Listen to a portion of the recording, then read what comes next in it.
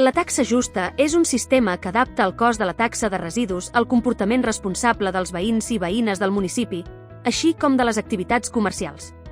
La taxa justa s'aplica per incentivar que les llars i activitats comercials redueixin la generació de residus i reutilitzin els productes sempre que sigui possible, fomentant hàbits més sostenibles, garantint una gestió més eficient i equitativa.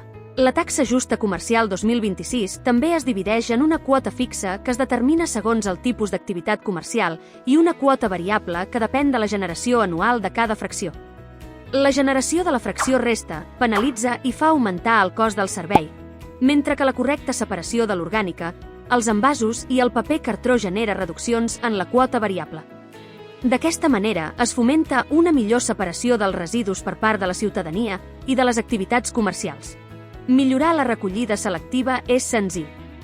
Cal disposar del material necessari, cubells i targeta dels usuaris domiciliaris, i els elements d'aportació per les activitats comercials. També cal treure els residus seguint el calendari i reduir al màxim la generació de resta. Si separem bé, hi guanyem tots. Per més informació, dirigiu-vos a l'oficina del reciclatge.